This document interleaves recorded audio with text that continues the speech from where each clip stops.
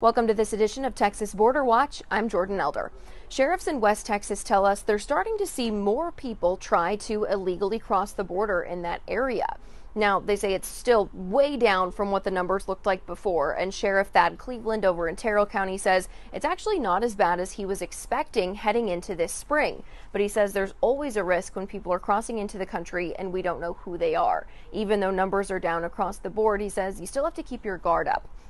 Now, they face some unique challenges in Terrell County. This is a picture the sheriff sent us, and as you can tell, the terrain is rough. It's very rocky. There's a lot of plants. There's a lot of hills, so that can make it tough, and migrants know that. They're also trying to find new ways to fly under the radar, especially when they have to cross in areas like this. In a lot of the photos from Terrell County, you'll see camouflage clothing and other ways that migrants are trying to fly under the radar. So this group has about 20 people that ended up being caught by Border Patrol and deputies in the area. This month, Sheriff Cleveland says they've had 60 apprehensions, 18 outstandings, which means a camera picked them up, but they haven't been caught, and then 11 known gotaways, which is up from March. Now, there are troops with the Texas Military Department deployed in this area, but keep in mind this is about 20 miles from the border itself, so a lot of the personnel out there have to be really good at tracking and using technology. There are a few federal troops out there manning lookout posts in Terrell County. Our Yami Virhan got to talk to Sheriff Cleveland about the trends he's seeing and the risks that some of these migrants pose as they try to sneak across the border. We anticipate with the moon, it's perfect right now to give more light at nighttime for the groups to cross. So we're anticipating things to get even busier. You know, the Big Bend region of Texas, which Terrell County is a part of, we're that last frontier, if you will, for the U.S. Border Patrol, meaning there is no manpower, there is no infrastructure, and there is no technology out in these areas. Very little resources. So therefore, I foresee activity actually starting to pick up out this way as more of the border upriver and downriver from us. We continue to add more resources, cameras, fencing, technology, radars, and even manpower, such as the Department of Defense on both sides of the border. I see that forcing a lot of the activity out here to areas where there just aren't that many resources. Okay, why is it that we're still talking about the need for technology? You still don't have an aerostat, right? Right, we don't. We had one that was deployed here.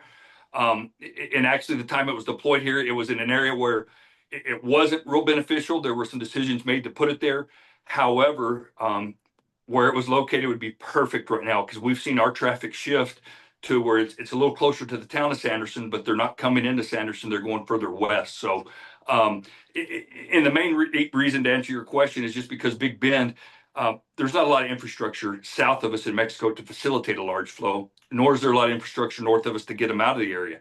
However, what we saw during the last 4 years is that we can definitely absorb more activity out here in Terrell County. As you know, that number of 417% increase in apprehensions we had in 2022 when compared to fiscal year 2020, that was significant. We went from about 1,000 apprehensions a year to 7,400 apprehensions, just over 8,000 gotaways, and then that number of the unknown, how many people crossed that we just had no situational awareness of. So, you know, again, as we see more infrastructure and technology deployed to other locations, I foresee more activity coming this way. However, I will foresee Border Patrol also investing in more technology into the Big Bend region. A park in Eagle Pass, Texas, quietly reopened to the public after it was closed for months. It was once considered the epicenter for illegal immigration in Texas. We were there in December 2023 when thousands of migrants were sitting underneath the International Bridge waiting to be processed by Border Patrol. Shortly after, in January of 2024, the state of Texas shut this park down. They installed these gates. There were military vehicles, armed guards so that no one could get in. They set up shipping containers all along the edges of the Rio Grande, hoping to tamp down on this. And for about the last year, this is what it has looked like. You're not able to get in unless there are very specific events. For example, when Vice President J.D. Vance came to visit in Eagle Pass, we were allowed in here, and we actually showed you that video on Texas Border Watch. But this is what it looks like now. We went to Eagle Pass last week and we were able to drive right into Shelby Park, no guards at those gates. And you can see this park is starting to open back up to the public. The state of Texas does have this row of shipping containers and a new fence at the back. They've kind of moved all of their operations closer to the Rio Grande. But the people of Eagle Pass can now get in and use these baseball fields, for example. We got to talk to some of the Eagle Pass residents and to the governor's office about what the reopening of this park will mean for them and what it says about immigration and its status in Texas right now. This has been the scene since January of 2024, when the state of Texas locked down this 2-mile section of borderland. When crossings started dropping, Governor Abbott set this as the guideline for when the park would reopen. I believe if we have a president in place who's going to enforce the laws that deny illegal entry into the United States of America, that will be a time when the residents of Eagle Pass will be able to get their park back. And according to residents, Sunday was that day. We had to come see for ourselves, so we did. It was quite a loss when we couldn't use this park anymore because they closed it off to the public. In a statement, the governor's office says, quote, illegal crossings in Eagle Pass are at a record low. As a result, there's no longer a need for Texas to maintain northern-facing barriers, though the state will maintain barriers and a presence on the border itself. We still do not have full control of the park as a community. All of the things that were scattered around the park are now concentrated. Just within the fence. Just within the fence. America Garcia Graywall holds vigils at the park each month honoring migrants who died on the journey to the U.S. She and her father discovered the parking lots, the baseball and softball fields, and some of the soccer fields are accessible now. These guys got in here yesterday and I guess earlier today and cut all the weeds out and look, you could play ball here. Garcia says it appears the city is fronting that cost. The mayor of Eagle Pass tells me there was no big announcement about the reopening, saying he's still waiting to hear from the state about what the parameters are and if the city will be reimbursed for the state's time here. The city of Eagle Pass had over $2 million in losses from the governor taking over Shelby Park. So it's obviously important to us. Those are Texas taxpayers' dollars. State Representative Eddie Morales says his biggest concern is, will the state close the gates again? Even with the unanswered questions, residents say this is a win for now. Even though border activity has slowed down, the Texas DPS director says there is no shortage of work for officials to do. He says cartels still have to make money no matter how many people are crossing, and that means they are still putting their efforts toward getting people and drugs into the U.S. and getting weapons and money into Mexico. Here's how he explained the situation to the DPS Oversight Board.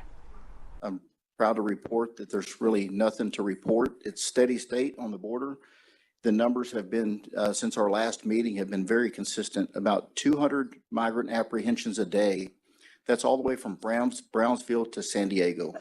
So we've never seen numbers this low, which means that Border Patrol is out patrolling and not processing.